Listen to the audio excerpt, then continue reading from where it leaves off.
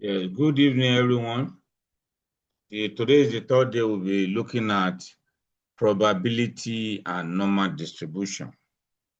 You know, day before yesterday, we look at the logic of scientific reasoning and the basic concept of statistics.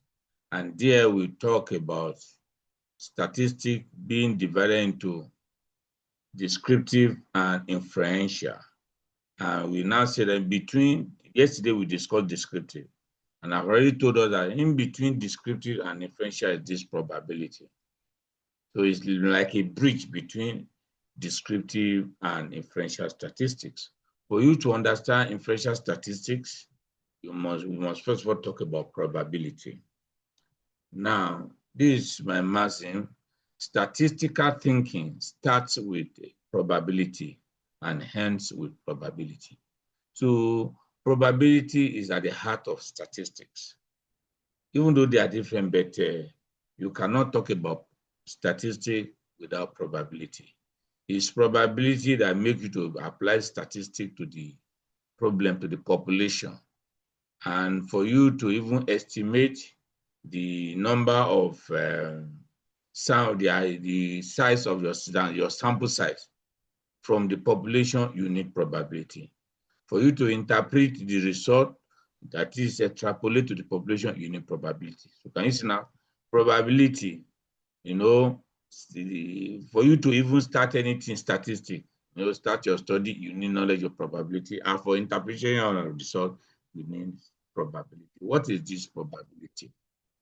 It's the measure of the chance of a given event occurring. It lies in the heart of statistical theory because it forms the basis of inferential statistics.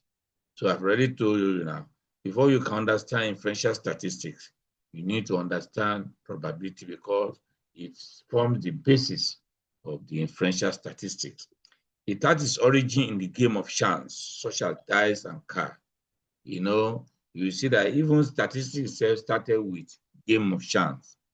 So, all those who are, playing casino, all those card games, that's how the people, the earlier experts, the scientists that study statistics and probability, they actually use it. Now, probability is a positive number. It's never negative. So the chance of an event occurring, if it is certain that an event will occur, you say probability is 1. If it is not certain or it's certain that it will not occur, either you say it's certain that it will not occur or it's uncertain that it will occur. That is 0. So it lies between 0 and 1 inclusively. It can be 0, it can be 1, it can be anything between 0 and 1. If it is 0, the event cannot occur. If it is 1, the occurrence of the event is certain. It can be expressed as decimal. Since we say it can be 0 and 1 or in between, anything in between. Most of the time, it will be anything in between. Between 0 and 1. So you can say 0.1, 0.2, 0.13, 0.145, 0 point something up to 1.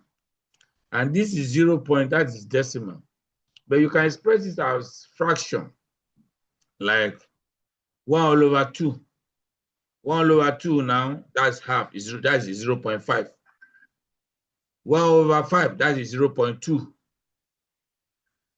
If you say 8 all over or 1 all over 10, that is 0.1. It may be given a fraction, such as it may be given as a fraction. That's what I just said now. Now, it can be expressed as percentage. 0.2 means 20%. 0.5 means 50%. 0.8 means 80%. 0.3, 30%. Can you see? So if we remember yesterday, we talked about, was it yesterday or day for yesterday, when we were talking about descriptive statistics, we talked about how using ratio to summarize categorical data. So we talk about proportion. A special form of ratio is proportion, which you can either express as decimal or as percentage. So it's the same thing. So in probability, you will get to know that the table we run yesterday, where we just say, okay, what is the percentage of sex, male and female, during our practical session? You go to know that it's actually probability distribution. It's presenting the categorical in proportion. So using percentage, we call it relative frequency. You're going to get to hear the word relative frequency very soon in this lecture. So all of them is just for you to understand. They are interwoven. So it's not a big deal if you get to understand statistics from different angles. So the probability of the complementary event not occurring, is 1 minus probability that the event will occur. So the probability that event occur, then the probability that it will not occur, that is complementary event.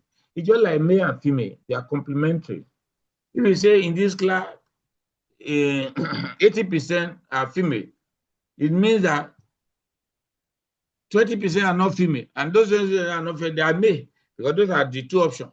If you say 80% female, that should have 20% male. So that is 20% not female. So the probability that you select somebody at random, it gives you female. The complementary event that it does not give you female, that is, it gives you male. That's complementary. So you remove the other one from 1 or from 100%. You know, as I said now, the probability you express as decimal or percentage. So you use factor of 100.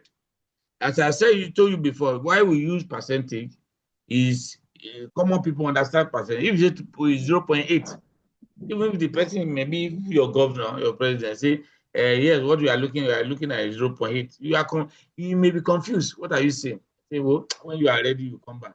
But if you say it's 80%, okay, you mean 80%. So they may not know that when you are talking about 0.8, it means 80%. Say you have 0.2. If you say 20%, because people get to, okay, out of 100, 20. See? So either you express as decimal or percentage. So the probability, when we talk about probability, is just the same way. It's the same. In fact, actually, the percentage we are talking is probability. When you say 20%, it means 0.2.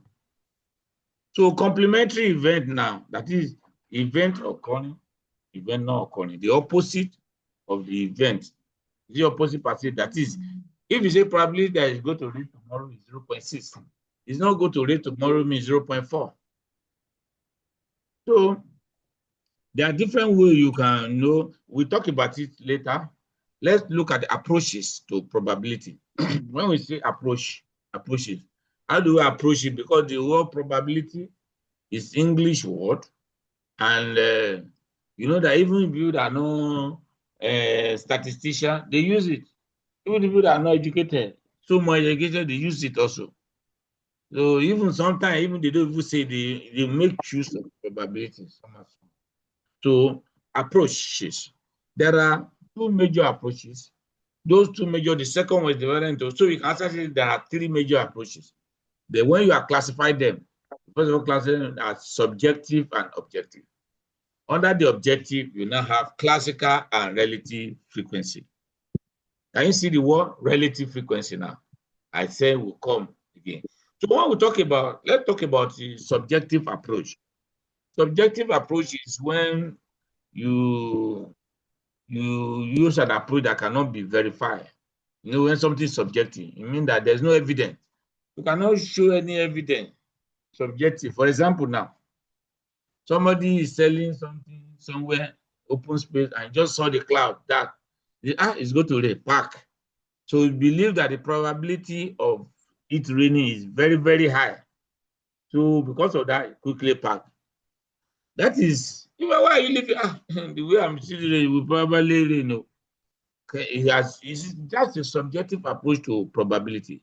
Even among the educated, if I ask you now, the question I actually posed in this lecture, when I did this lecture, if they say, okay, as Africa, you have a European friend that's coming that has never come to Africa, maybe he's coming to Nigeria, and they now ask you, what is the probability that this person will develop malaria if no prophylaxis is taken?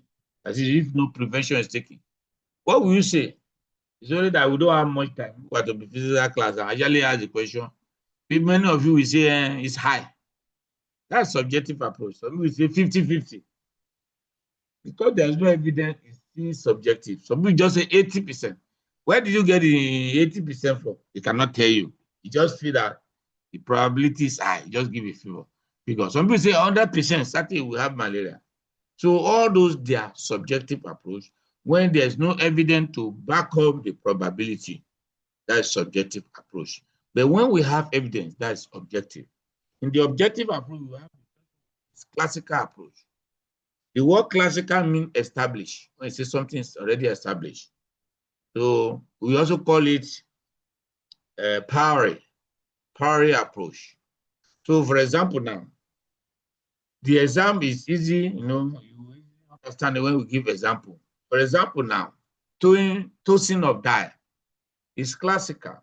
Because you already, if I toss a die, what's the probability I get the side I will come up is the head?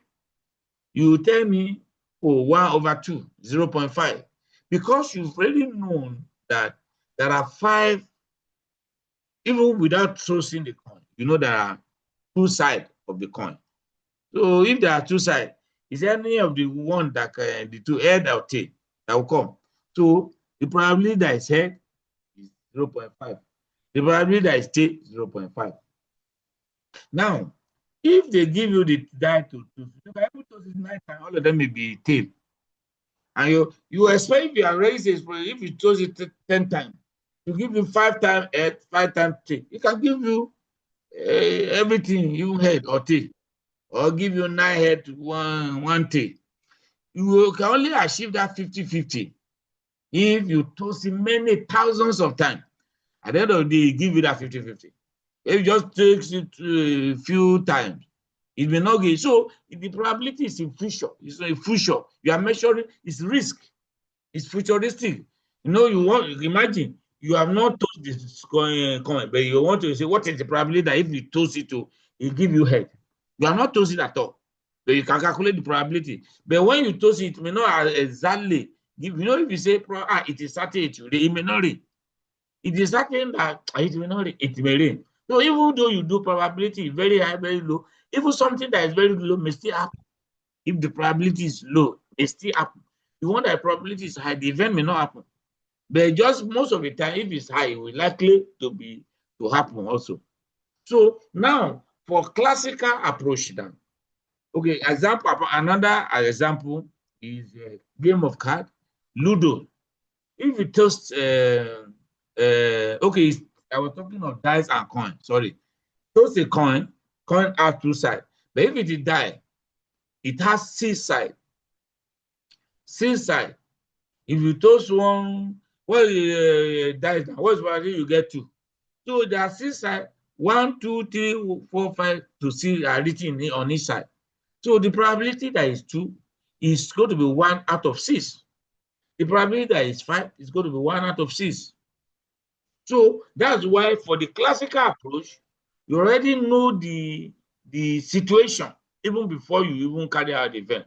Calculating probability, you don't even need to carry out the event, just for you can, since you already know the setting. That's what I call it's an established setting. Also called pari. You have prior knowledge of the setting. So that's why the definition for probability, classical probability, is number of outcomes favorable to the event over the total number of possible outcomes. So for tossing of coin now, the number of possible outcomes are 2, only 2. And for head, only 1 is the head from the 2 sides. 1 is there. So if you say what is probability of getting head, is 1 out of the 2. 1 divided by 2. 1 is the number of outcomes favorable to head. 2 is the total number of possible outcomes. If it is die you toss, it's going to be 1. And what's the probability of getting 2?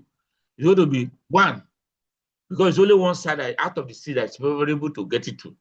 And over 6, there are 6 possible sides.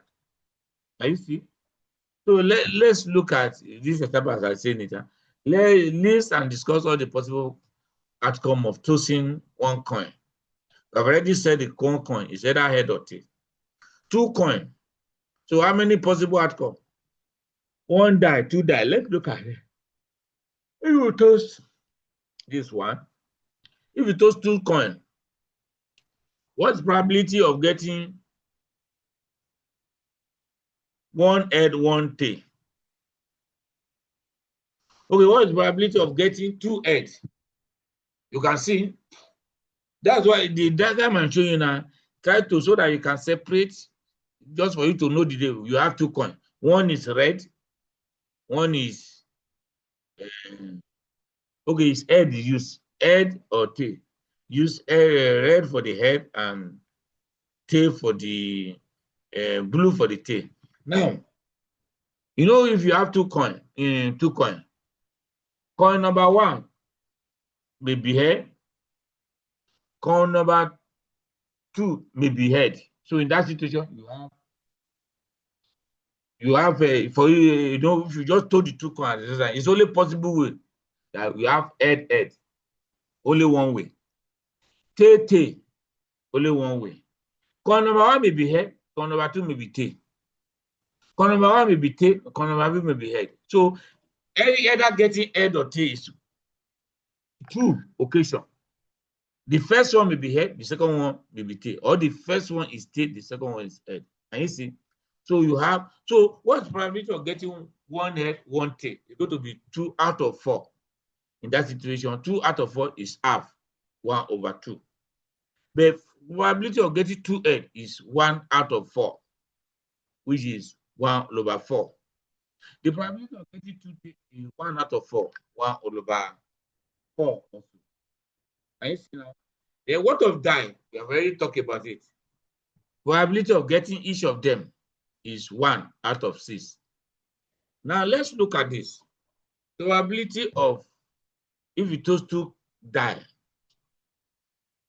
you know, the separated die one, let's say one is red, one is green, just to, for you not to be confused.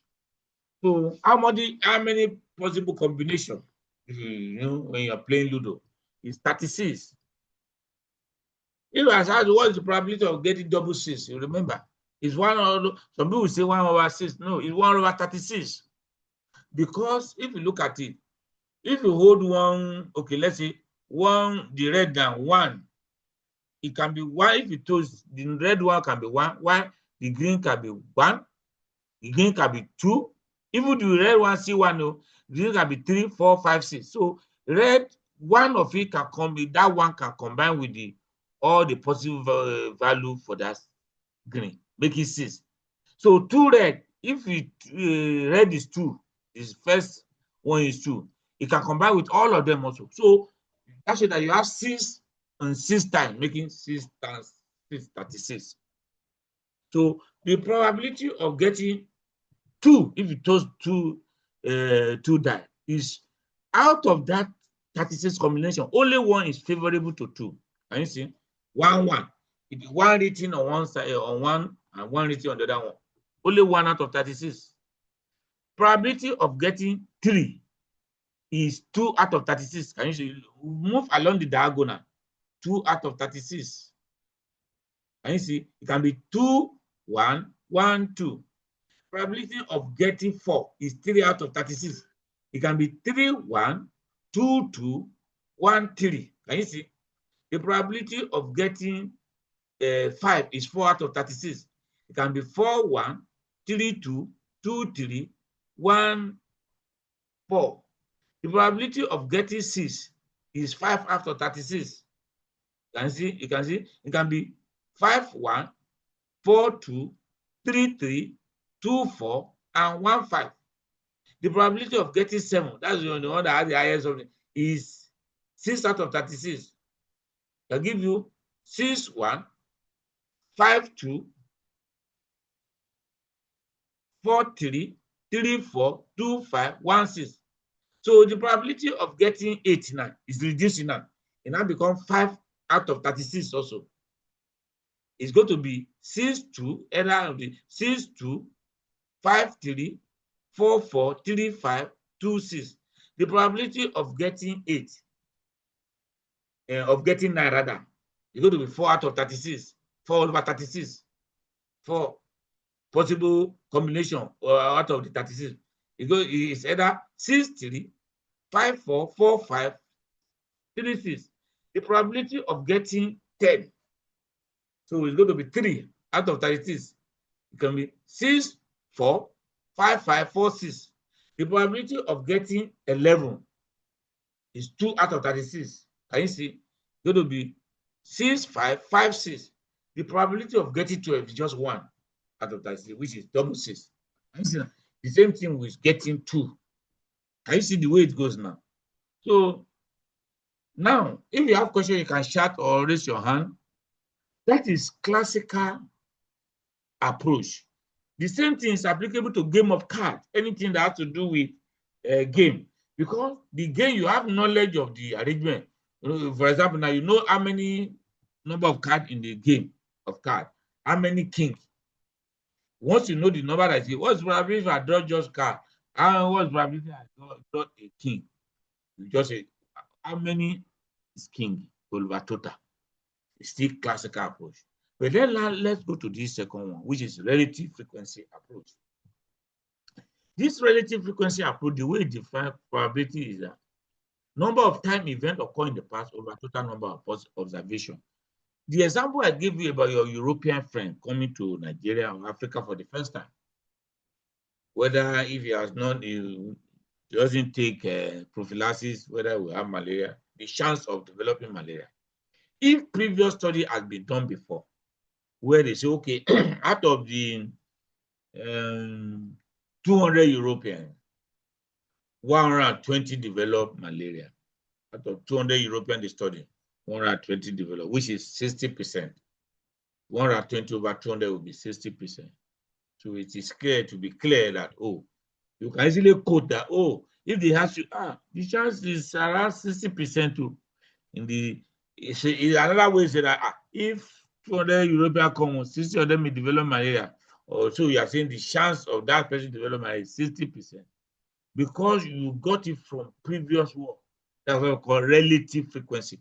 If you remember, when we were talking about summarization distribution yesterday, we said we have frequency distribution, relative frequency distribution. That is, you put the number over total expressed as percentage. So it's the same thing here, relative frequency. The number of time event occur in the past over total number of observation. The total number of observation here means the sample size. That is why, when you are quoting work when you are writing your thesis, you are saying, so Esther F. Eton. They did one work in Cross River and find out this. You know what you are doing is relative frequency approach to probability. Because the event, what they are talking about, you have drawn, is what happened in the past, you are trying to relate. That's why they call it posteriori approach. Relative frequency approach is also called posteriori approach. Posteriori means that you are learning from past experience, believing that what happened in the immediate past is still tenable at present. That is why when your literature review is becoming obsolete, maybe 10 years, more than 10 years, you believe that no, things have changed now. But if it's since last year, in the last 2 years, I say yes, it's a recent study, believing that what happened in the immediate past is still happening. That's what you just did. By quoting that, from the study that have been done, 50% of our people develop so and so hypertension, or 30% have hypertension. All those things, you are using relative frequency. That is what happened in the immediate past. So the total number of observation is the sample size. The third number that has the attribute is the number of time event occur in the past. Just like what we were running yesterday. Okay, if you say what proportion are skin lesion, if you say 30%, no, you have quoted the work that have been done. That's what we call posteriori approach. Remember, the classical approach is also called priori approach. Priori means you have prior knowledge of the setting. It's an established setting. Even though you may not even toast the corn, you may not even toast dye, but you study the way the arrangement, the probability of getting this is this. But this one is similar thing that has happened in the past. For this relative frequency approach, similar thing that happened in the past. You are just riding on what happened, believing that the same thing is still tenable. Look at the example here. The National Center for Health Statistics reported that of every 1,000 deaths, 81 result from road traffic accident, 55 from cancer, 156 from heart disease, 367 from infectious disease, 22 from childbirth, and 319 from other causes. Estimate the probability that a particular disease is caused by heart disease. So a particular death rather is caused by heart disease. So you already say 156 over 1,000. They're going to give you 50.6%, which is 0.156. So that is 0.156 or 50.6% is the probability that a death of that is due to heart disease. Does it make sense now? It's from previous study. Now, any question? If you have question, let me know. Raise your hand. Chat. Do you have any chat? Yeah. You can ask questions. It's not a crime to ask questions because some people, they are waiting for the first person to ask question. They don't want to, so that they won't say that you don't know. Everybody assuming that they know. I don't believe. So let's look at the time used frequently in calculating probability.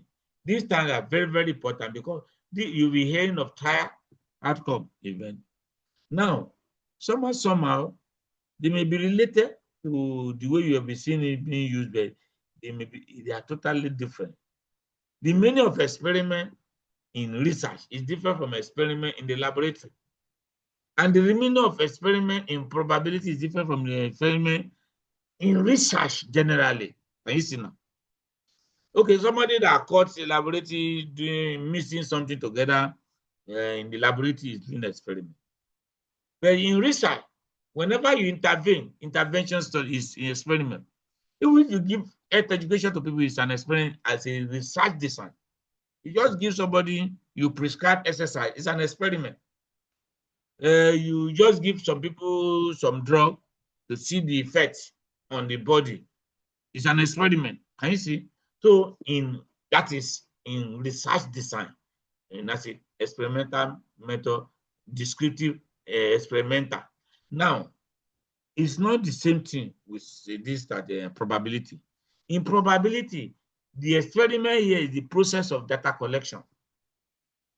Although somehow, in some situation, it may by performing experiment in the laboratory that you do your data collection, but it's not limited to that. For example, now you have your questionnaire. The first question is age. You now say, how old are you? It's already say 30. And you record 30 for that person. You have performed an experiment. You have elicited response. That is, for that variable age, for that person, you have performed an experiment. You go to another person, if let's say it's only age you are asking, if you get to another person, what's your age? And that's say 42. And you record it, you are performing an experiment for that the same experiment for that person, another person. But if maybe as you are doing your questionnaire, you ask for age, you ask for sex, you say you will not ask for sex. Since you can see, you mark that this person is female. You are performing an experiment also, it's observation. You are collecting data. You know, I've already told, I don't know if it's you that I've told, maybe I've not said it in this series. Observation and measurement mean the same thing in statistics and research. It just means data collection. Because we use our 5 senses to collect data. Most of the time, we use our sense of sight and hearing. And yes, sometimes as doctors, we use touch also. Our skin touch. Because if you palpate, is there any mass? Is it hard? Want to hard or soft? You have to feel it. Sometimes if you want to know if somebody is febrile, you don't to ask if it's febrile. If you are there with you can put your hand and say it's febrile, or you measure the temperature. But whichever way, or you want to look for pallor, you check yourself. You use your hand, or you can use use your eye to see. If you want to talk about finger clubbing, you need to press. So you use your senses to capture data. So somebody also, if you want to measure weight, you want to know where you are collecting data. Stand on the weight scale. You don't need to see you have weight scale. You won't ask the person what's your weight. You say you measure it. is measurement, is observation, either you call it. But for each of the variable, when you elicit response to know the value of that variable, you are performing an experiment. Whether you say stand on the weight scale and you measure the weight scale, or you measure the height, or you take sample and take to the lab and say, oh, this is the hemoglobin concentration, or this is the PCV. It's an experiment. The experiment in the PCV is not the experiment what is the experiment in statistics? It's not the experiment they do in the laboratory per se.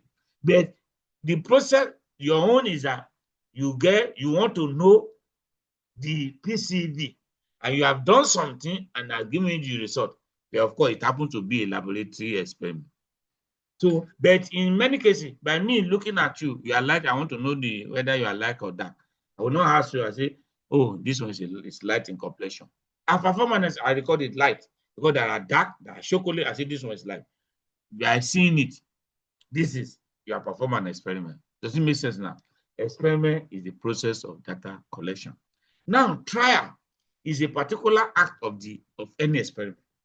So, like for example, now when I say somebody, you see this person, how old are you? Say 30. You record it. You are performing an experiment for that age, for that person. You now, if you ask about 10 people the same question and you are recorded their age, that is 10 trial of that experiment. 10 trial. So what you are doing, if you are collecting data, maybe the variable you are dealing with, they are 30, and you have 400 people. For each of the variable, by eliciting response for each of the variable, is an experiment. For each, since your sample size is 40, in 400 rather, if you do it for all, by the time you finish collecting your data, you have performed for the age, for each of the variable, you have performed 400 trial of that experiment. Are you seeing that? You have performed 400 trial of that experiment for each of the variable. That is for age now. Since in your data, you ask for the age of everybody, and there are 400 in your sample size. You have asked for their age and recorded it. You have performed 400 trial of that experiment on age, knowing age. The same thing you have done for the sex. You didn't have done for the hemoglobin concentration, for the height, for the weight, for even other things. Their knowledge of something. Have you heard of the human papilloma virus? Say yes. So you are performing an experiment. If you have you heard of other experiment? Say no. You record it. You are performing an experiment. I think it's very clear now. So the number of trial of a particular experiment is the number of particular act of that experiment is the trial.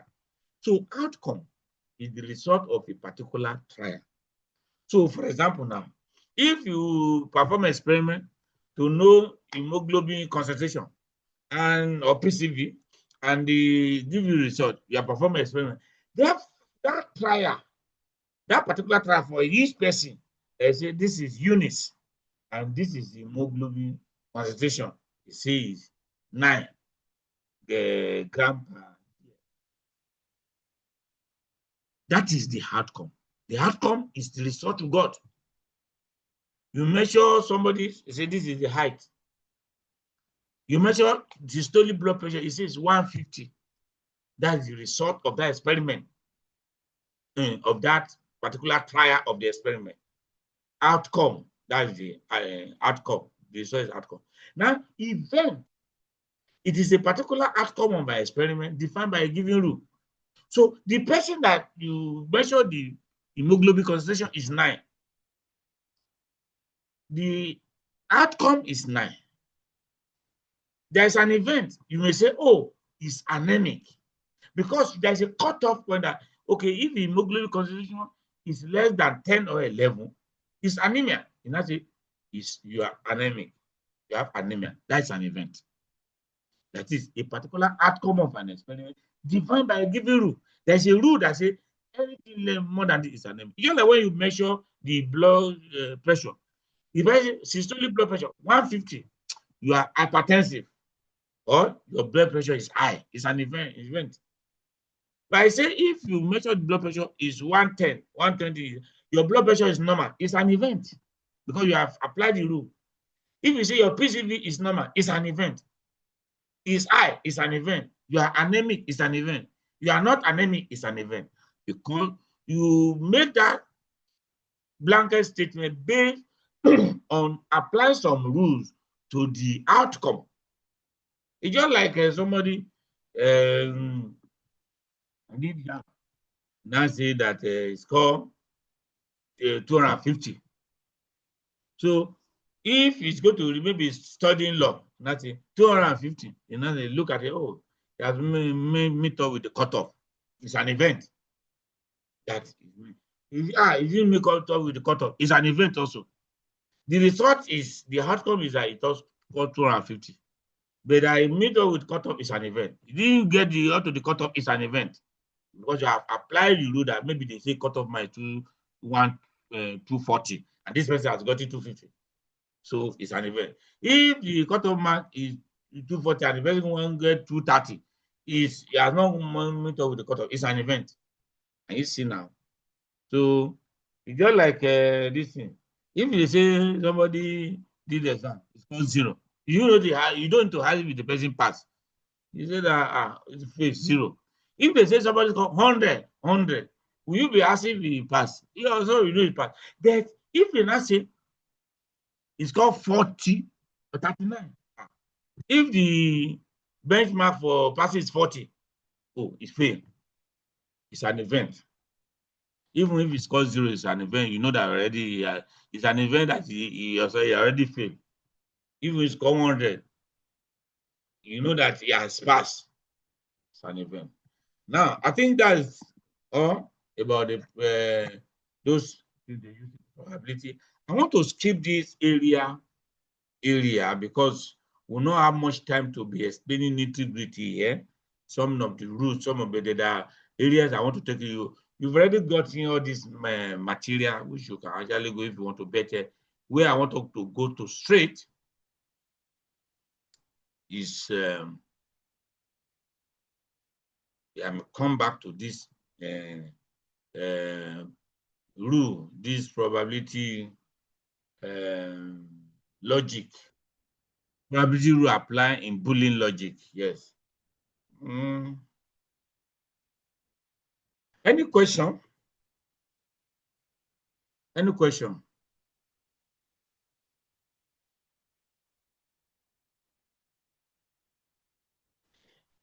Okay, let me just, I think there is something that I need to, because otherwise there's some important thing I may skip. Let me just quickly run. This Venn diagram. This Venn diagram is what, if you remember in your secondary school mathematics, you did set theory. It told you A intersection B, A union B. Those are just elementary aspect of this. Is the same thing when you use Venn diagram. Venn diagram is a way of showing the relationship between 2 or 3 events.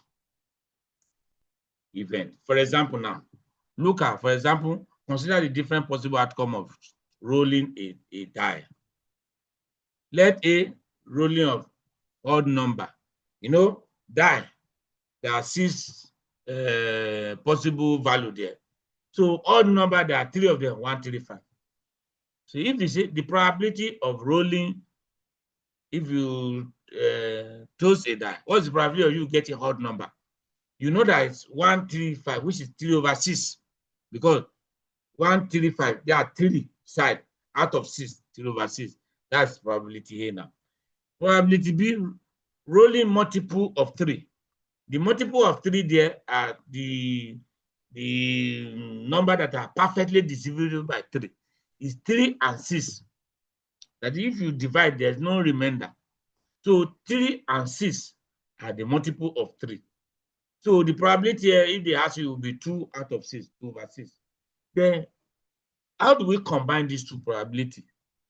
You will see that something that will strike you that there is one, which is 3, that appear in both. So that shows that there is overlap. So if you want to combine them now, imagine you want to say, what is the probability of tossing a die? It give you 3, it give you rolling odd number, and at the same time multiple of 3. Can you see you are combining two probability, rolling giving you odd number and multiple of 3. So you have to do for odd number, you list them the way we have listed. For multiple of 3, you list them. You now see, okay, that and is the one that appear in both. That is 3. It's actually that 3, which is 1 out of 6. So the probability, combining this probability will give you 1 over 6. If you solve it mathematically, it gives you the same thing. But the and there is what we call the intersection. If you draw the Venn diagram now, when you look at it, the way to draw the diagram, you draw a rectangle. For the probability here, you draw the circle and put the value there. Its value is 153. Those are the odd number.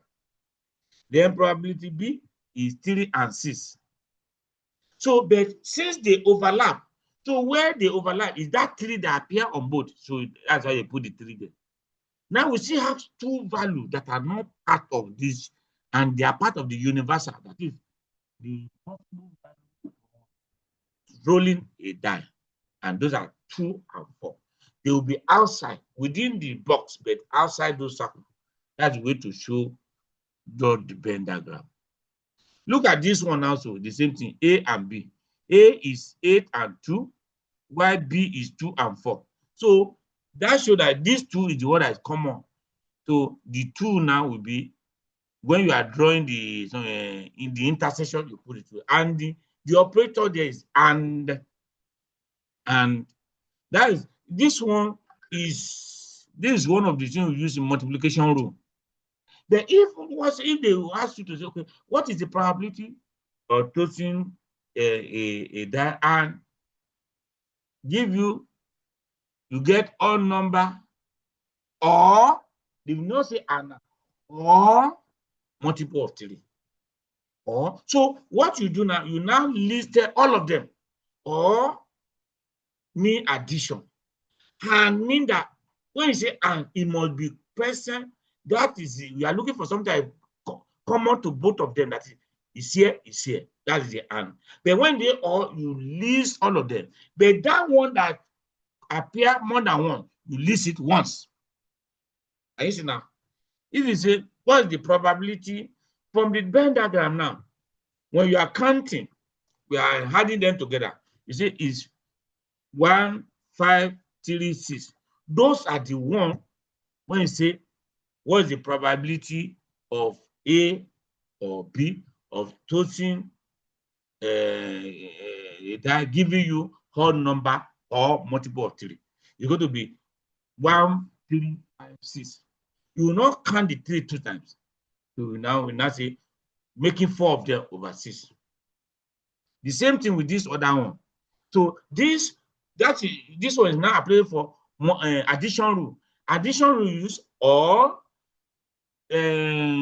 multiplication rule you use.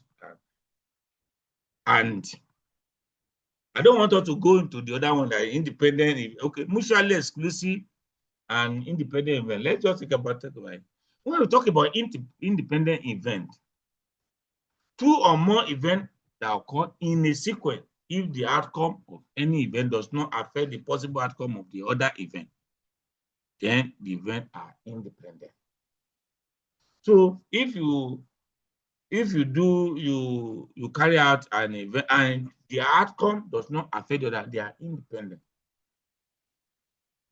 The dependent event, 2 or more events that occur in a sequence, if the outcome of any event changes the possible outcome of the other event, then you cannot say it's dependent. Then we have mutually exclusive. I'll give an example of all this one. Mutually exclusive means, you remember, we already said that if somebody belongs to one group, cannot belong to another group. It's like sex. Now, male or female, male and female. So if somebody is male, it cannot be female. So they are mutually, well, I choose somebody at random, I get probability of A, well, in female, in male. One person cannot, male and female can never overlap. If I say, in this class now, what is the probability that somebody is male? You give me, you count the number. Say, maybe 10 over 50. Probability that is female, 40 over 50. Those 40, they are different from the 10.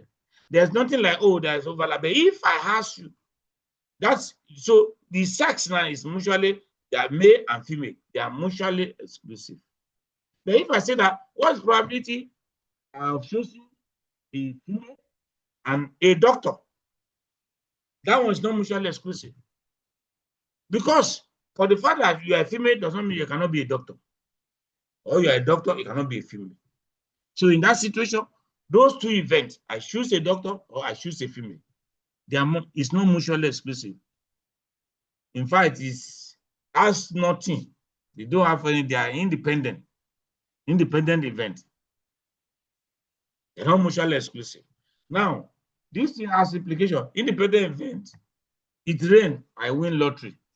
Raining and win lottery has nothing to in common. They are independent. But if you say I flipped head, you cannot flip a tail. You throw head now, it cannot be tail.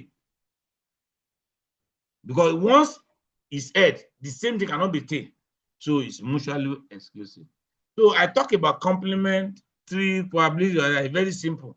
Probability on event, the probability on event not happening is 1 minus that probability of event happening.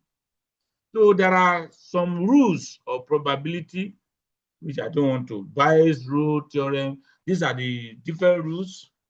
The bond of probability, this one is just for all, even if we don't say it, and when we are going to probability distribution, that's the most important I want you to get to know.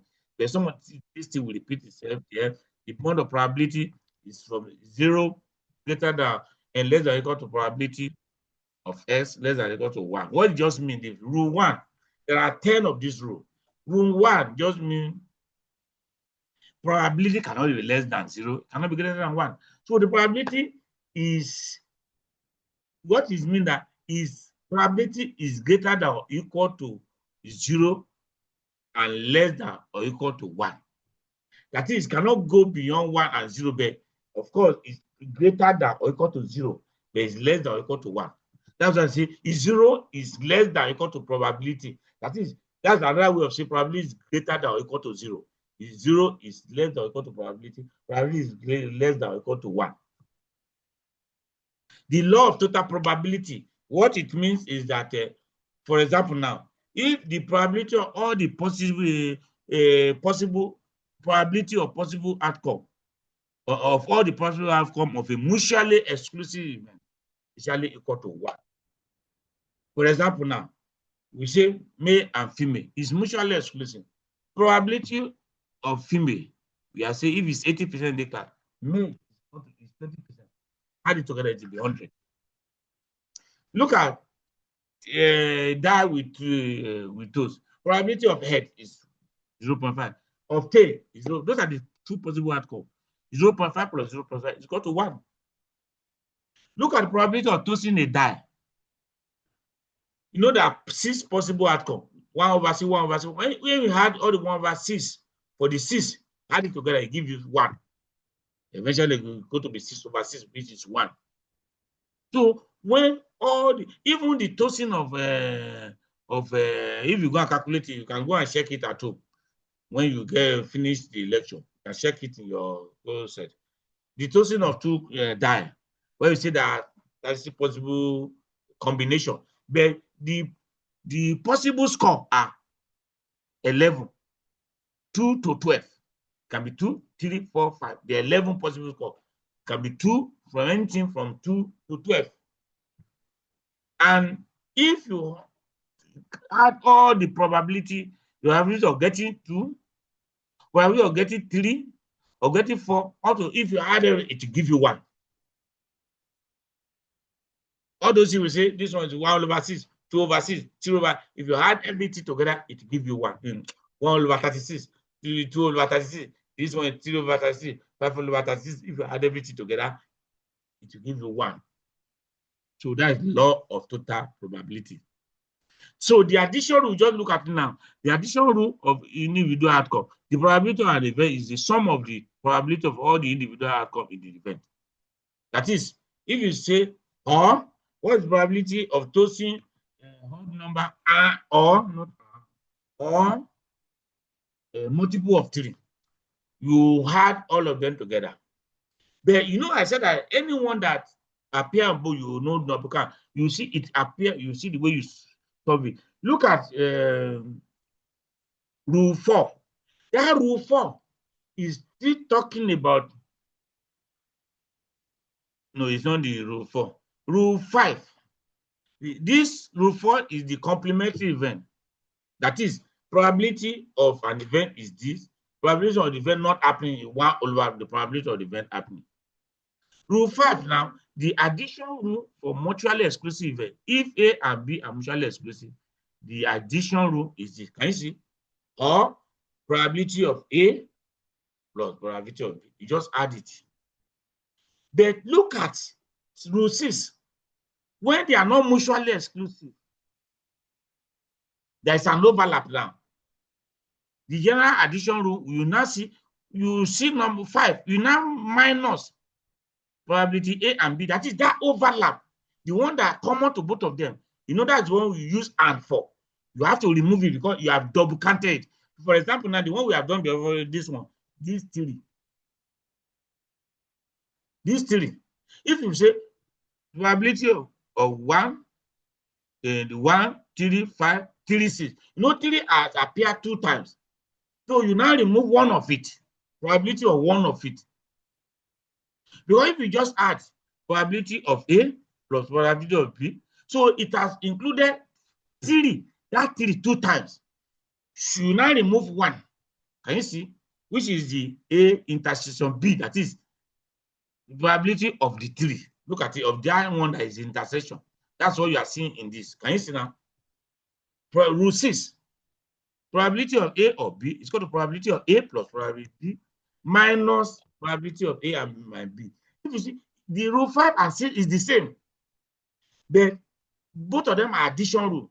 But 5 is for mutually exclusive, while 6 is for non-mutually exclusive. The one that has overlap. The one that overlap, that appear 2 times, you remove 1 from it. You will remove 1 location from it.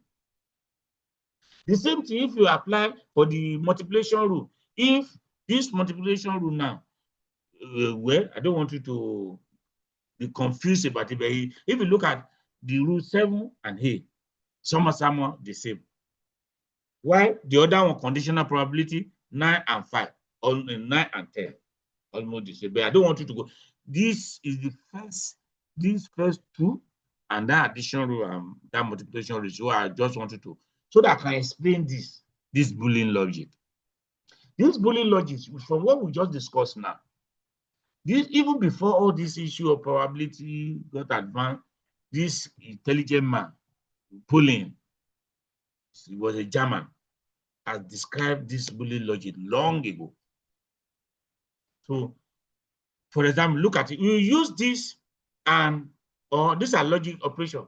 If you look at what we just now, we are talking about or and the only thing we didn't talk about not, but it's very simple. When we are analyzing data, we use it a lot.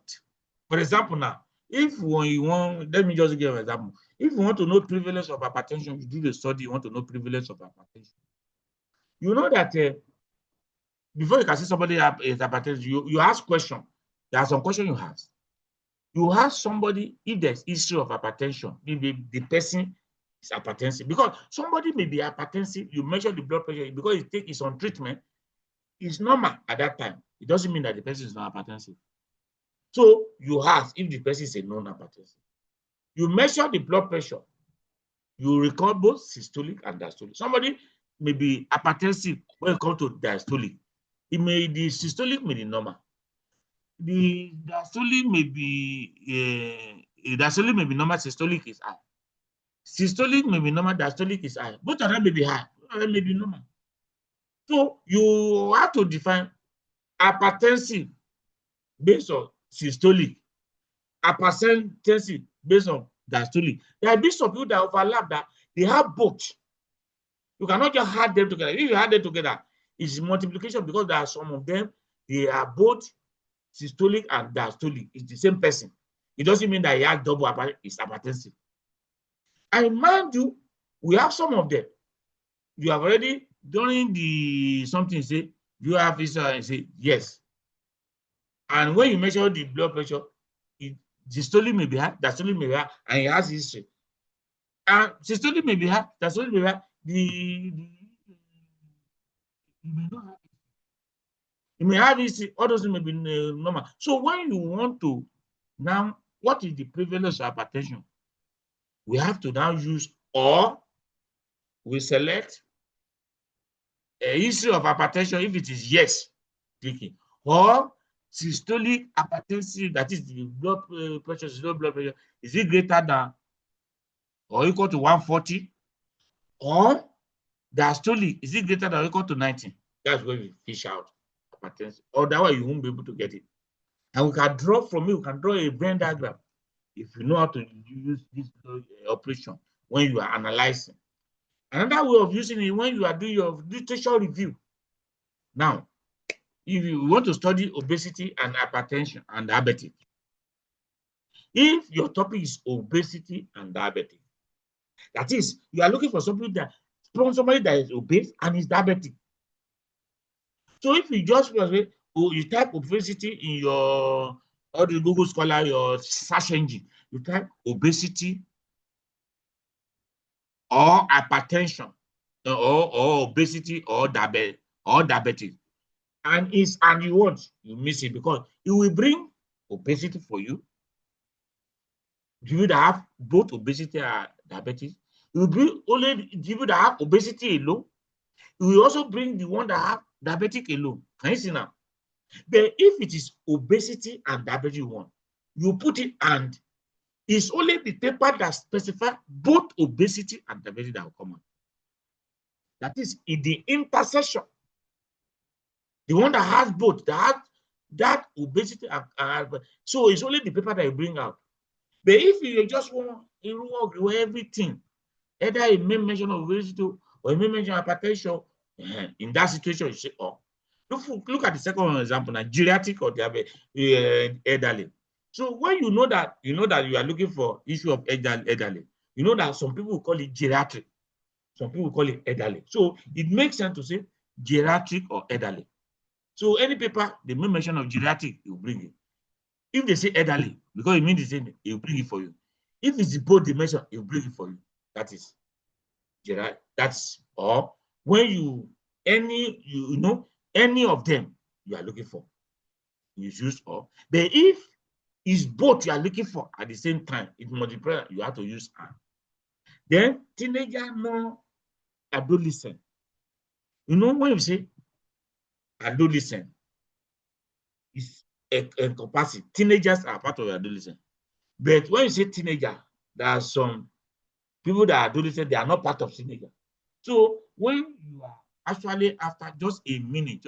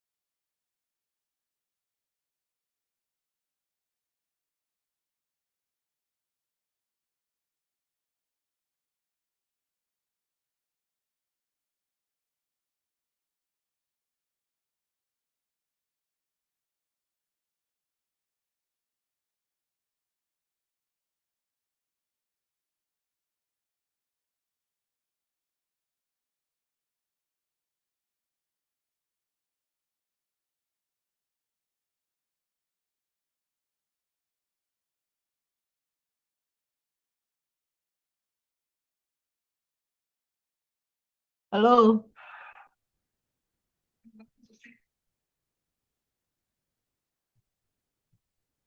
Sorry, I will have paused. I said my guy was calling me. My HOD was calling me. So I say, give me some time. Sorry. Can you hear me now? Sorry, I didn't know that it would take my time. I will have you pause the video. Yes, sir. Okay, thank you.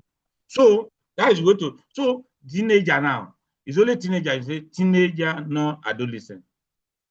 Because sometimes some people may, mix them together. So, but that not is not commonly used like an or. Okay, let's move to the next one, which is okay. This is an example now. The analysis I told you. So look at hypertension. This one try to look at systolic and diastolic. Can you see in that intersection? From here now, out of if you look at the sample size, 310 plus 19 plus 2 plus 5. That's the total. So out of them now, you see that 21 has systolic hypertension, 7 diastolic hypertension. But out of the 21 and the 7, 2 out of these 2 of them overlap. So if you go and say, how was the number that has hypertension now? It will be wrong to say 21 plus 7. It will give you 29. Is it 28 rather? It will give you 28, which is wrong because 2 people have both systolic and diastolic and they counted 2 times. That's why by drawing the diagram is 19 plus 2 plus 5. It's actually 26. Can you see now? It's like saying A probability A, which is 21 over the total, plus probability B, which is 7 over the total, minus probability 2 over total, which is that 2 that be counted 2 times. You remove 1. Can you see now? It gives you that 26. The same thing. Look at this one. We even have 3. This person did this study among adolescents. We want to ask how many people have experienced verbal harassment, breast caressing, unwelcome kissing. Those are the different things. So there are overlap. Look at 18. 18 of them experience all the 3. The 8 experience, can you see now? 8 plus 18 experience both verbal caressing and verbal harassment and breast caressing. Why? Can you see? Why 31 plus 18 experience both verbal harassment and unwelcome kissing, while 18 plus 14 experience breast caressing and unwelcome kissing together. But 18 is the one that has experienced all the 3. Can you see the way we use Boolean logic, the knowledge of that probability to analyze and now show in Venn diagram. So people, when you show the result like this, you give kudos to your work. So this is one part 2 that I analyzed for one person. This one you are seeing. Now let's look at probability distribution.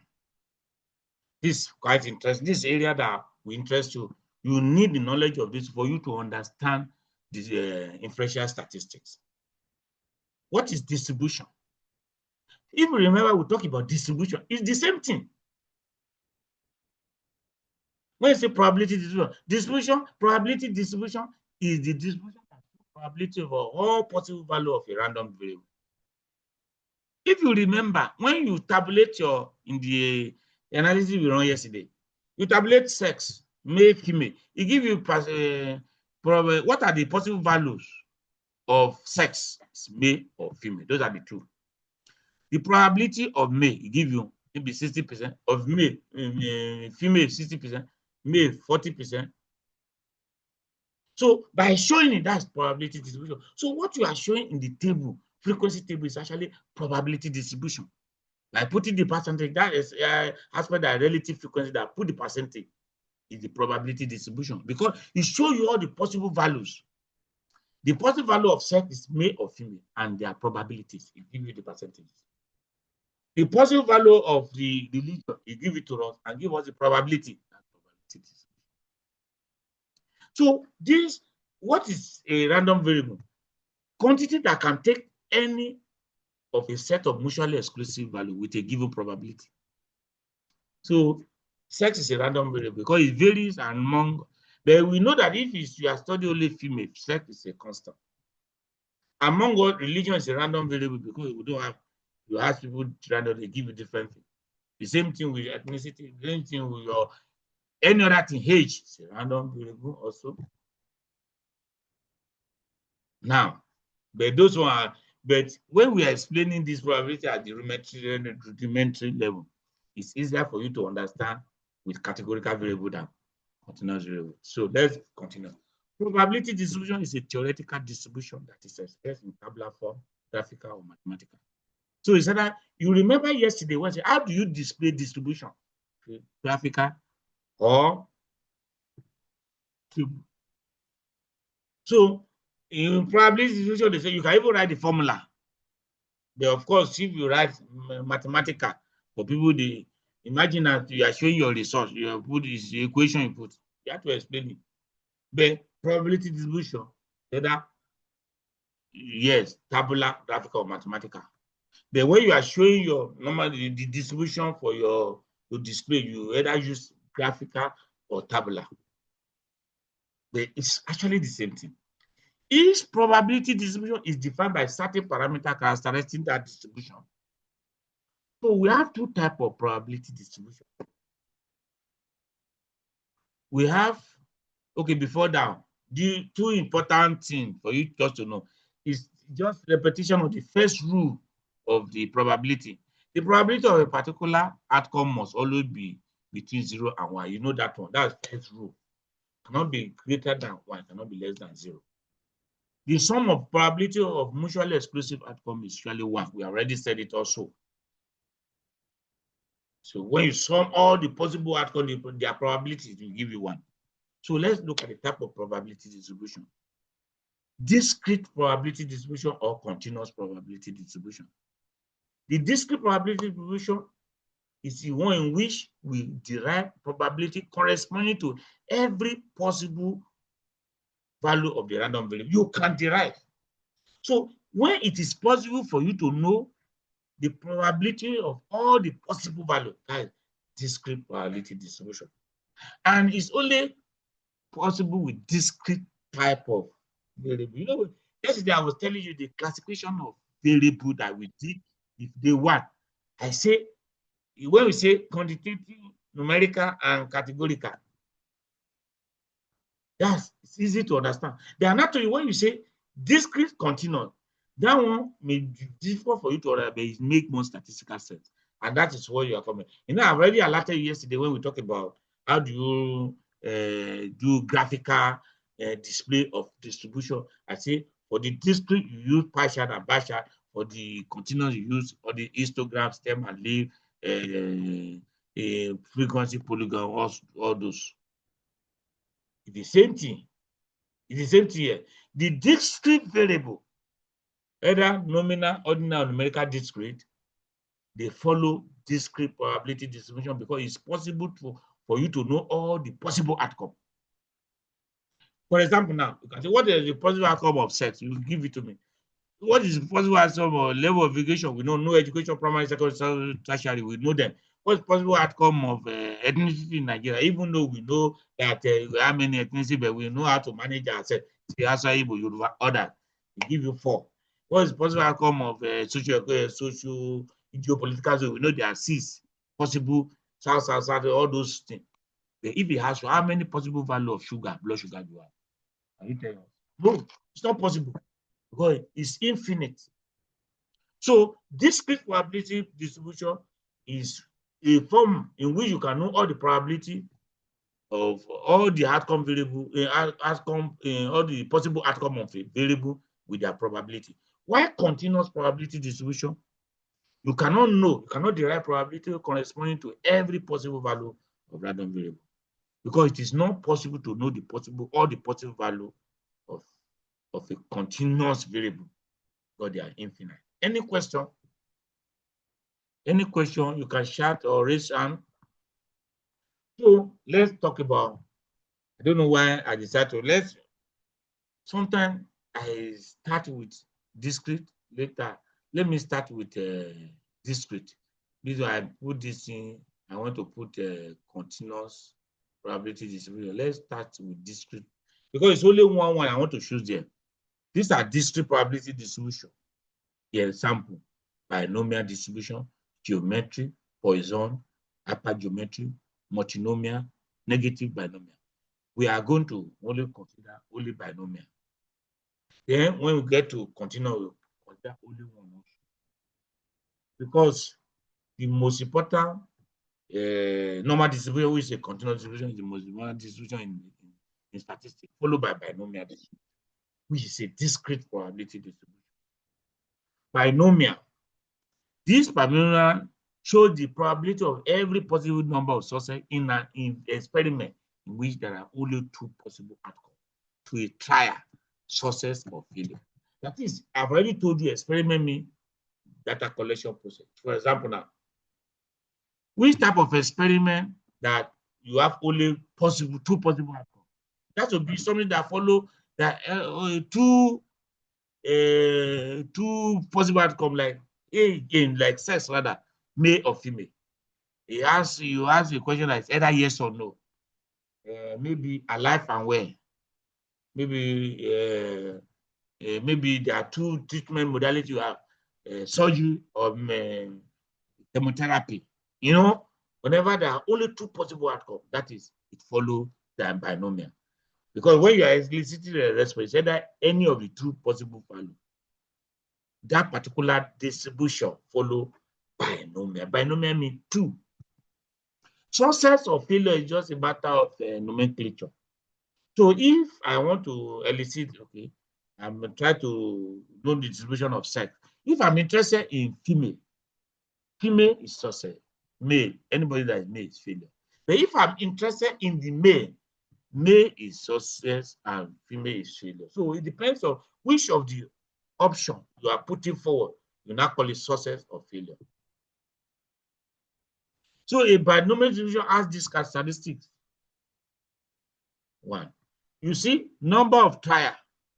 Number of trial is the sample size, n. How many times? No, I've already told you. When you want to, for example, now, if you want to know sex, you want to elicit experiment sex as an experiment, you want to know the sex of these people. Or you ask a question, have you heard of human papillomavirus? We say yes or no. It's binomial. So your sample size is 300. You're going to ask 300 times for different people. And it's either yes or no they give you. Have you heard of human papillomavirus? It's either yes or no for 300 people. So the sample size, the number of trial is 300. N. Number R is the number of observed sources. That is, out of the 300 now, how many say yes? Which is the yes you want to, because that's what you are interested in. If it is no, you are interested in, that will be the sources anyway. The response that you are interested in is the sources. So number of observed sources. But it doesn't really matter, because if 30% is success, 70% is failure, vice versa. So number of is n. Number of observed sources is the R. Then probability of success on each trial. That is, on each trial, what is the probability that for each trial have success? That is the P. Because that's what you actually want to. Then probability of failure. In probability of failure formed by 1 minus P. You know, if the probability of success is P, the probability of failure, you know, we have already, if success is 70%, failure is 30%, which is 100 minus, or you use decimal, 1 minus. You know, you say 1 and 100 is the same. It's just like 0.5 and 50% is the same. So when I say 1 minus P, it may mean 100 minus P if you are using 100 scale or you are using 1 scale. So that is just very simple. Then one thing you get to know later is that the probability, just leave that one. Let's go to, just for you to appreciate the art, when you were even doing, I didn't even give you something to solve. So this last exam, I think probability came out. Yes.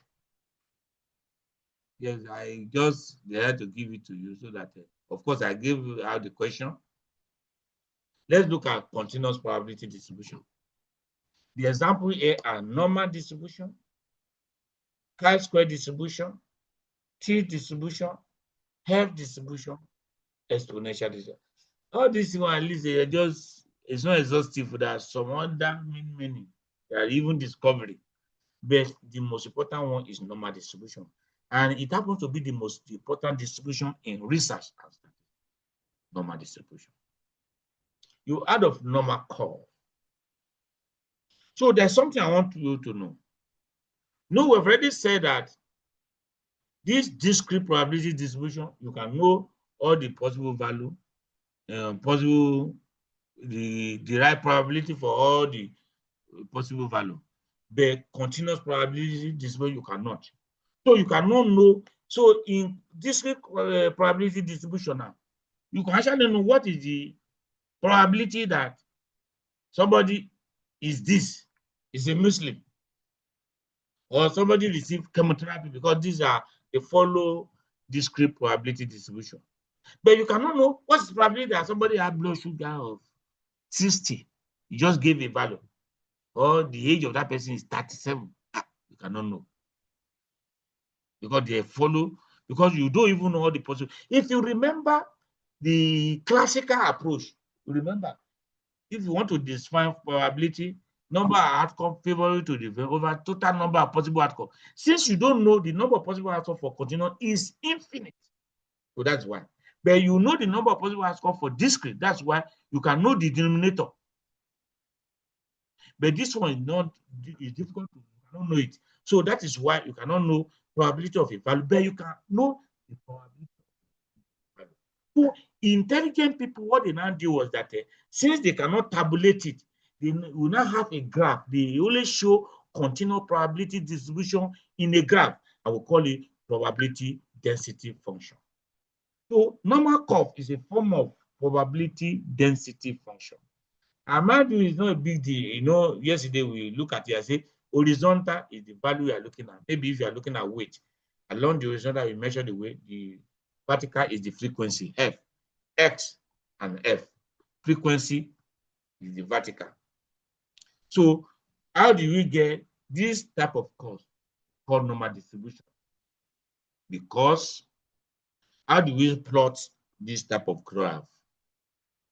So an attribute, let's for example, is age, as is, let's use weight.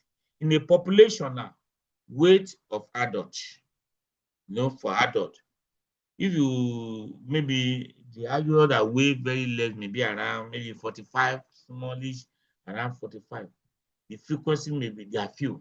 But if you say 50, as the weight is increasing, the number of adults that have that weight increases in the population. And the weight increases further. That's why this graph is going up. You know, horizontal is the value, weight. The vertical is the frequency. So as the weight, as you are increasing the weight along the horizontal, it now reach a place, the middle here, where the frequency, number of people, plenty. When you increase the weight further, the number of people will get to go down. Just like as you increase the 50 to 55, more people weigh 55 than 50. 60, more people, more adult weigh 60 more than 55. 65, more adult weigh 65 more than 60. 70, more adult weigh 70. But when you begin to go beyond that 70, less number of adults will weigh 75 more than 70. 80, less number of adults will weigh 80 more than 80, 85, more adults will weigh 85 more than. When you are getting 90, 100, less number. That's why the graph, as it goes up, it comes down. And the way it goes up and comes down like that, that's what they call normal. Because most attributes, biological variables, social science variables, natural variables, most phenomenon that is variable, they follow that pattern. Most naturally occurring variable follow that pattern. As the value increases, the number that have the attribute in the population increases, or it reaches a time, as the value increases further, it begin to, the way the graph goes, the same pattern. Can you see? It's bilaterally symmetrical. One side is the mirror image of the other. They say it's normal. Just because it's common with it, that's why they call it normal. No. Now, I'll come back to that one. The problem with the normal distribution now is that anything that follow normal distribution is, you see that mean mode and median will be the same. That is, Okay, I've not explained that. If you arrange, if, for example, the weight we talk about, 17 as the mean weight, if you arrange those weights in ascending order, and you even before, if you add all the weight together, divide by the number, it gives you that value that has the highest frequency. I'm just giving you an example. Let's say 17. If you arrange in ascending order, that's the number that will be in the middle will be that one of those like 17. That's why that's okay. In normal distribution, mean, mode, and median are the same. Now, the fallout there is that when you look at this, if you look at if you plot normal distribution for anything that follow normal distribution, yeah, it will give you bear shape the way, but the original the sorting will be different. Apart from the fact that you may have different scale of measurement. Like for example, now when you are talking of kilometer, you're talking of 1,500 kilometer traveled by or 400 kilometer. But when you talk about weight, you are talking of 74 kg, 80 kg. If you are talking of height, we say 1 point something meter, 1.12 meter, 1.73 meter. But if you are measuring in centimeter, say 173 centimeter. If you are measuring blood pressure, you'll be talking of 100 systolic. Can you see the value, the figure depends on the scale. But that one is not even a problem because you remember in physics, now when you are plotting your guys, say 1 centimeter may represent 1 unit. So you can use it to standardize. But even when you have done that, when you plot this normal distribution for any different thing, it will give you different budginess. Can you see? This one is more bud, this one is less bud. But both of them are bilateral symmetrical and they are bear shape. So that because different variable, because of the different unit and the way they are, so if you plot normal distribution, it gives you, and because of, remember we talk about the variability also. We say weight and height, if you compare it, weight vary more, height vary less. So it may account for this bulginess you see. So you see that it gives you different shape. Even though the mean, mode, and median will still be the same, but the overall shape will not be the same. So intelligent people now say, instead of using the value of that variable to plot the graph of the normal distribution, why not use the number of standard deviation away from the mean? That's what brought this illustration you see here. This illustration. I just give you illustration, just an illustration. Let's assume that this is your MPH class, and you are doing weight program and weight reduction exercise, and some of you now pay with different way you post for picture, 5 of you. And if among you, maybe you are about close to 100, the average weight among you is 70 kg. It's an hypothetical example. And the standard deviation is 10 kg. 70 kg, 10 kg. So, and we now line up. If you see this person in the middle weigh, the first person weighs 50 kg, the second person weighs 60 kg, the other one 70 kg, 80 kg, 90 kg. So instead of, if we have arranged them in ascending order, you will see, instead of us to say, 70 kg, knowing that if you go and plot this thing and it give you one fund, you cannot compare it with height, you cannot compare with other, we want to do something. We want to see how many number of standard deviation away from the mean. We already know that mean is 17. So if you say, how much away, what is the distance of, let's start with 90. Let's start with the 80. What is the distance of 80 to the mean? Oh, let's even start with 70. The person is 17. This person is 17. When it's the same value, when you remove 70 from it, gives you 0. Is the mean, representing the mean. It happened that the weight of that person is equal to the mean. The person that is 80 kg, the weight remove mean from the weight. You remember yesterday when you say deviation from the mean. is x minus mean by x. So 70, which is the mean, minus 80, it gives you 10. That is the way is higher by 10. But that 10, how many standard deviations there? For this group, the standard deviation is 10. 10 over 10 will give you 1. That shows that 80 is one standard deviation above the mean. Instead of saying it's 10 kilogram above the mean, you say one standard deviation above the mean. The person that weighs 90, when you remove 70 from 90, it gives you 20. So when you divide it by the standard deviation, it's 2 of it you get there. That is 2 standard, instead of say 20 kilogram above the mean, say is 22 standard deviation above the mean. The person that weighs 60, when you remove 70 from it, it gives you 10 also, but minus 10. Minus 10 because of the sign. So it's another way of saying it's less than the mean by 10, but you can see it's less than the mean by 1 standard deviation. That's why you say because it's less, it's minus 1. The same thing, the person that weighs 50. 50 minus 17 give you minus 20. Divided by 10, which is standard deviation, it gives you 2 standard deviation below the mean, which is minus. So it's like the person that weighs 17, look at the right side, those ones that are higher. So the person that is close to it is like when you see somebody, somebody to your right, someone 1 meter to your right, the other person is another meter to your left. Both of them are equidistant, but in opposite direction. That's +1, -1. They are equidistant from the mean, but in opposite direction. The same thing, +2, -2. They are equidistant from the mean, but different direction. So if you look at this number of standard deviation away from the mean is what we call z-score. Z is x. Look at this z.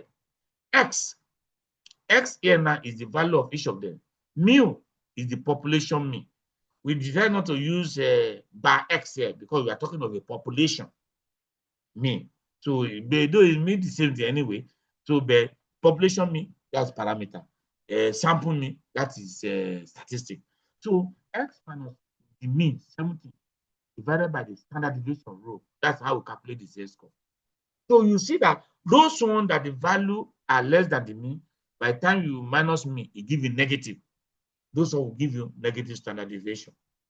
But can you see now? So when you now plot this, so instead of for every variable you are dealing with, you for weight, for height, for you use their standard deviation. So if you have removed the unit, I told you it's like a ratio. It's a ratio.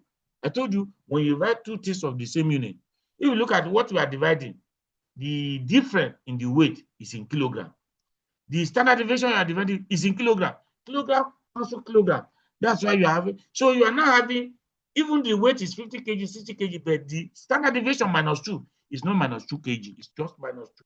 -1, 0, 1, 2. It's a ratio. So this Z is a ratio. We call it z-score. It's the number of standard deviation away from the mean that an observation is. If the observation is higher than the mean, it will give you positive. If it's lower than the mean, it will give you negative. So when you plot, you now plot what you call, it used to plot what we call standard normal curve. So that z-score, you now use to plot standard normal curve, and it's only one, it's universal. It's universal all over the world. It's the same thing, whether you are talking of engineering, medicine, anything, standard normal curve is standard normal curve. It's different from normal curve. Normal curve, you can plot it for each of the, but this standard normal curve, you have already converted each of those variables into z-score using standard deviation. So, and the area under this, and okay, let me talk about the area under. Now, it's the same thing, it's bilaterally symmetrical, it's bear shape. So who can tell me what is the area under it? The area under is 1. The wisdom is 1. So how will you prove it? It's very simple. If something is bear shape and the line in the middle is the one that divides, so this one is half, this one is half plus half is 1, and the mean is 0. You remember, you have already seen it, because the mean will be the value that fall at the mean. So the mean, when you remove the same value from the zero, it gives you 0. That's why the mean, just like what you see it here, the mean is 0. For the mean, any value that is the mean will give you, that is equal to the mean, will give you 0. So that is the one in the middle. We know that in normal distribution, the mean is in the middle. Mean mode and median is the same. So the mean is 0, the area under the curve is 1, and the standard deviation is 1, and the variance is 1. Does it make sense? Any question? Any question? You are not finished. Now, there are many things apart from the fact that mean mode and median are the same in standard normal curve or standard distribution. So there are some truths that are still there. If you look at we know the area under the graph is 100%. The proportion of the area, that is the value, any value between -1 and +100, 68%, 68.27% of the observation lie between -1 and +1 standard deviation. If we apply this to this, our weight we talk about, what we are saying is that the value 68.27% will be between 60 kg and 80 kg, because the value that corresponds with -1 standard deviation here is 60 kg, +1 standard deviation is 80 kg. So what is telling you, anything that follow normal distribution, 68.27% of the observation or the value of the people that have, they will be between the value that corresponds with -1 standard deviation and +1 standard deviation. Does it make sense? Now, that's not all. Between -2 and 2 standard deviation, 95.45% lie between. So what is saying, if we apply it to this our example, 94.45% will be, we have value between 50 kg and 90 kg. But the 50 kg corresponds with -2 standard deviation, while 90 kg here corresponds with +2 standard deviation. If we still go further, let's say that we still go further, the next value here will be 40, and this one will be 100. That will be the -3 and +3 standard deviation.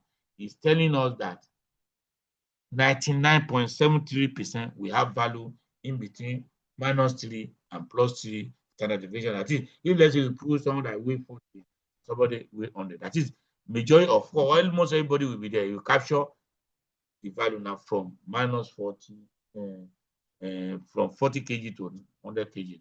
That's -3 to +3 standard deviation. I don't know if you have question concerning this before we move further.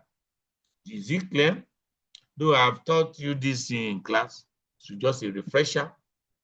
Any question, you can raise your hand or chat. I've not seen any chat. Now, if that's the case, let's continue. Now, when you look at it critically, you will know there's something. The statistician, the researcher, they are interested, the intelligent people, they are interested in the area that is the middle 95, not 95.45. So we already know that -2 to +2 is the 95.45. But if we adjust it, we shrink it small to just give us middle 95, so that we are left with 5% outside, 2.5% here, 2.5% on the other side.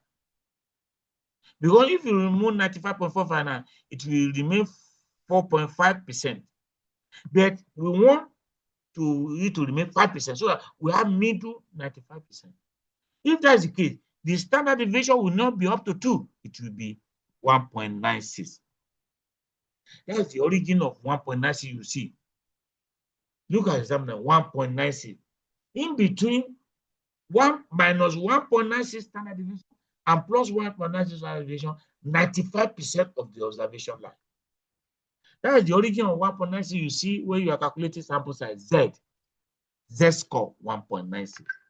Because when we are talking about 95% confidence interval. Any question? No question? Now, this other graph you are seeing now is trying to overlap normal distribution and standard normal distribution. Above is the systolic blood pressure, the normal distribution for systolic blood pressure, while the one below is this corresponding standard normal distribution. When you calculate the z-score, you now plot it. So the above is the normal distribution, the one below is the corresponding standard normal distribution.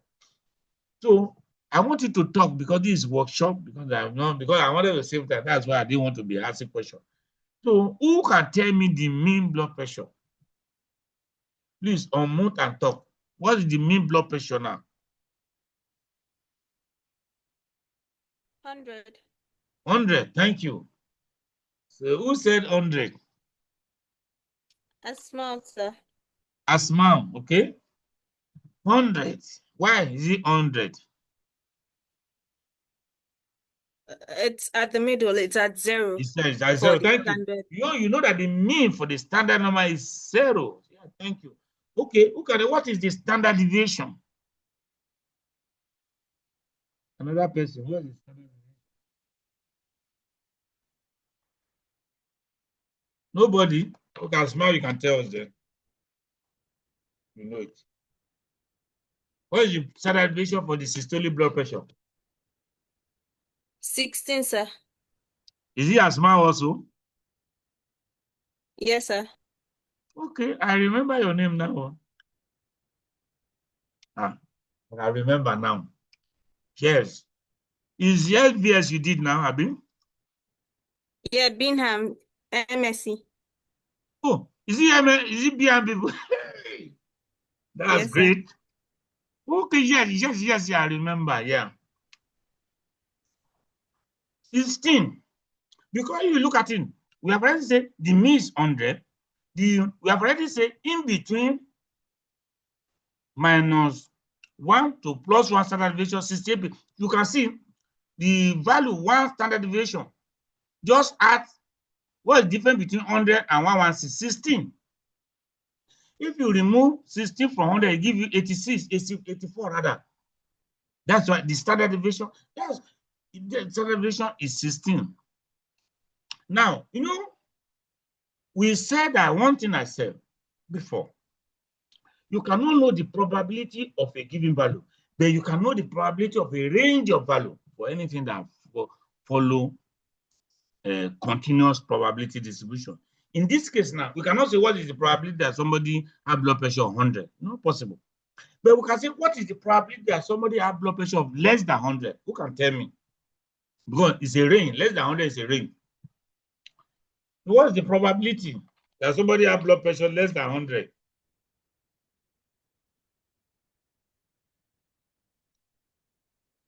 Who can tell me, please?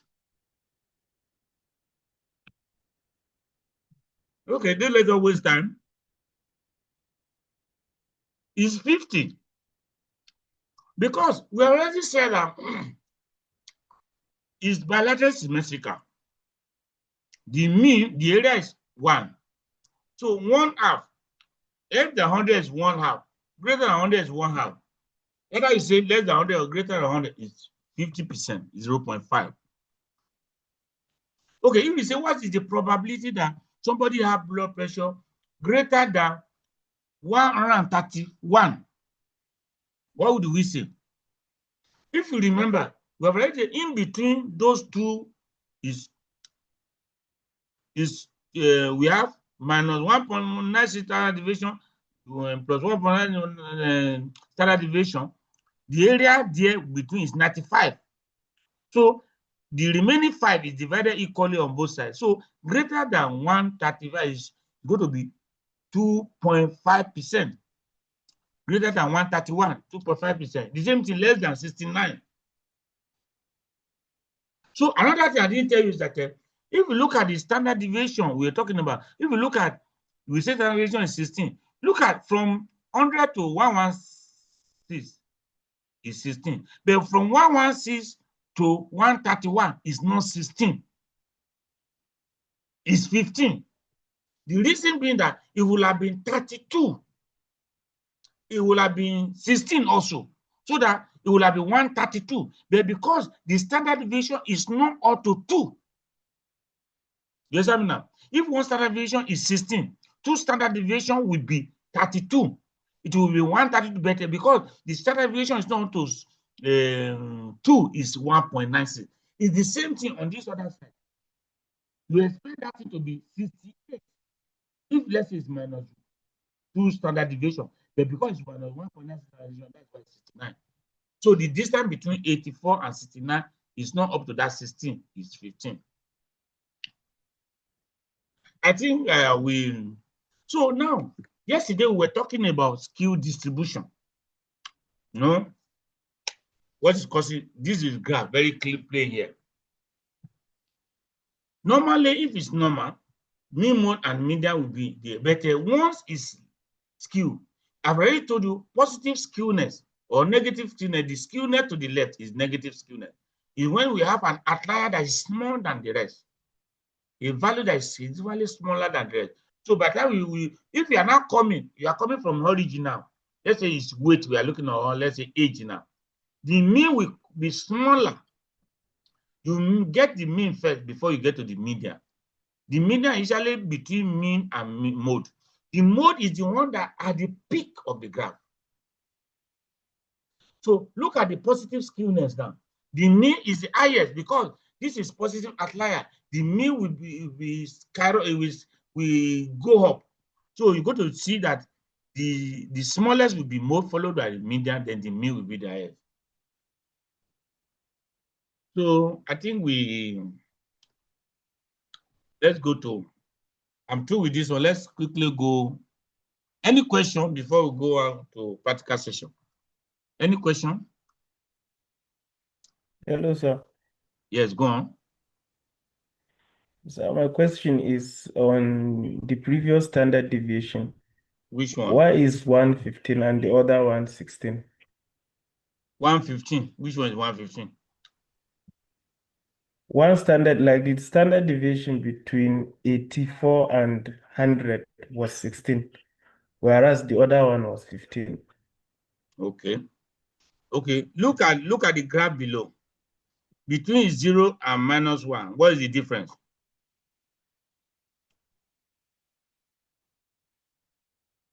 What is the difference between 0? You remove 0 from 1. What is the difference?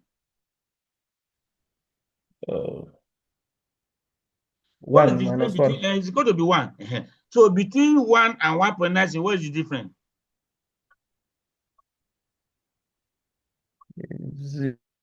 0.96. So the distance is not the same. So you remember, because that one is not up to 2 standard deviation, that 1.96, that is why it's like that. From 0 to 1 standard deviation. So 16, the standard deviation is 16. So the difference between 100 and 84 is 16. But from that, -1 to 1.96 is not up to 1 standard deviation. So that 16, which is standard deviation, will not be. So that's why we have 15. The difference is 15. Does it make sense now? Is it? Yes, sir. Yes, thank you, sir. Okay. Any other one? Any other one? Okay.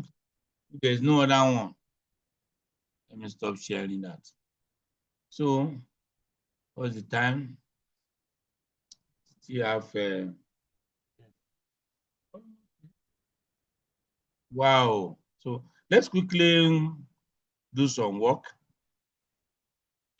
Though, as we will be going, subsequent one, we will not do much talk because we need some explanation.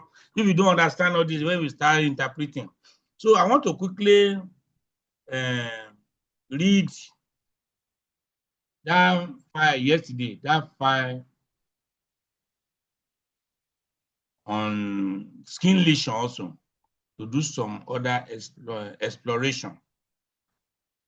I think we eventually skin lesion.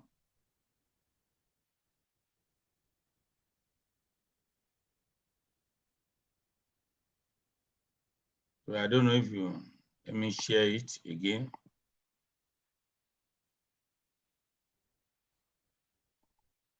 So you can see my screen. So this is the file we're using yesterday on skin lesion. So we did some things. We have, what do I call it? We have ranged the age. We also split the split analysis. We split the analysis. Let's do something now. Sometimes you may not want to range. You may want to, like, for example, now CD4 count. You want to know what is the CD4 count greater than. Greater than. You want to know CD4 count less than. You want to select view that have CD4 count less than 200. CD4 count less than 200. So what do? You want to select those people that have CD4 count less than 200. There are two ways you can do it. You can come here under the transform and click and say compute. Click on that compute. You now see CD4 count. CD4 count. It will not allow you to use the sign less than. You have to say less than. Or you can say add. Okay, less than 200. No gap. You now come in expression. You now go and move that CD4 count. You move it here. You now use the sign less than 200.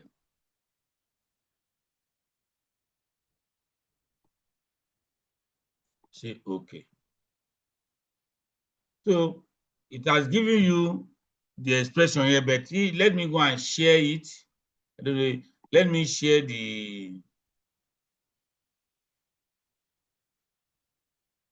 Can you see now? Can you see? All those ones that are less than 200, it has marked them 1. The ones that are more than 200 and above, mark them 0. So you can now label it. You go to your variable view.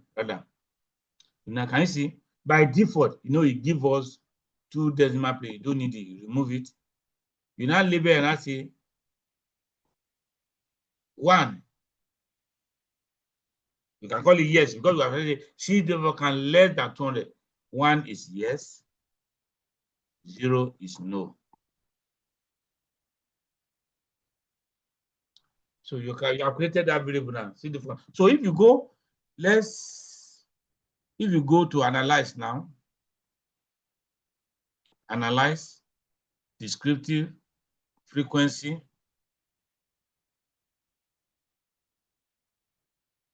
Look at it. You run it. Can you see? So you can see this. Oh, you may not see the result. Maybe you may not see the result.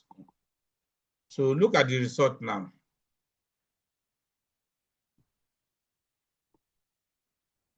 Can you see? So yes, figure less than 200. Yes, 14. So there's another way of doing it. It's a longer way, but this one is shorter. But that same way can be used to select. We may want to analyze. We want to analyze for the people that have CD4 count maybe less than that 200. We want to select, or we want to select only the people that have. We just want to analyze for the people that have viral load. Let's give a value. Viral load greater than that viral load there. Okay, let's even select for the people that age greater than 30. I want to analyze separately for them. I want to select them alone. You go to add data. I don't know if you are seeing my cursor. You know this icon, you can access it both through the variable view or through the view, through data editor window or viewer window, result window. So go to data. Under the data, It says select cases. So now saying by default, all cases, that's what is there. That's why it's analyzing all cases for you. Now say you click on this thing if condition is satisfied. Immediately you do that, it highlights that if. Now click on it. You now bring age. You know, we want to select only for age greater than maybe 30. You can even say greater than or equal to 30. So age greater than or equal to 30.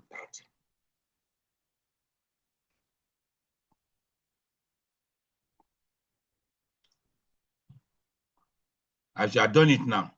If you want to run any analysis now, it's going to be only for them. If you check your, let me show you the data editor window. Can you see? You will see something like filter. Filter. That's where it's select. It will give you this. But me, I prefer, well, you can leave it. So all those one. Okay, let me first of all go to variable data view. You see, if you come to the numbering on the left side of the, you see, all those ones it cross. Those are the ones it knock out. Those ones that you are selected greater than 30, greater than or equal to 30, it didn't cross them. All those ones that are less than 30, that's crossed them. It's just for you to see, but you see at the end, it has created all those ones that are selected greater than 30, mark them 1, 1, 1, while the other one 0 for that filter. So if we run any analysis now, analyze, let me just do, maybe let's just analyze sex, and even the CD4 count we are just put there. The one classified. Let me show you. Can you see? It's only, what is total? New total before is 150. It's only 104, the total. That shows that the people that have age greater than or equal to 30, they are 104. Only analyze anything you analyze for 104. You know, sometimes you see when you ask a question, if yes, what is the source of? Have you heard of human papillomavirus? Yes. If yes, what is the source of information? You know, that what source of information is only applicable to those that have had. In that situation, you have to select that question. Have you heard of human papillomavirus? And that's it. The answer, only people that say yes. It's only those ones, you select it, you now run the next analysis, which is source of information, it will only for them. So the denominator will be only for those ones. That's the way to do it. Mind you, if you go back to, let me go back to that data editor window. No, I told you before, this method also is also used to do the categorization I told you. So for example, now, if I want to just know, apart from selecting people that are greater than 30 years old, greater or equal to 30 years old, I just want to create a variable so that say, I want to have people that are greater than 30 years old. You go to variable. This filter, I'll just change it to age greater than 30 years. Age greater than 30. I put it 30 years. So here, I just this the sign, the select sign here, you can just remove it, because if you don't remove it, that's what will be appearing. The labeling you put here for that filter will not appear, but you remove this. So you can now come. The one you are selected, that the one that are greater than or equal to, you change it to 1 into yes. Not selected, which is 0, you change it to, instead of not selected, change it to no. And you may not use that, since we are already here, you have a place where you see 0, no, yes, 1. You can copy that one and just paste. Look at it. Copy and paste. I click and paste. I click copy and I click paste there. And you see, you are putting yes. I label yes. So you have created a variable. So two ways of creating that variable. Either you go to compute, or you come here. But this one is a long distance. It's only when you want to use this one to select any time that we use it.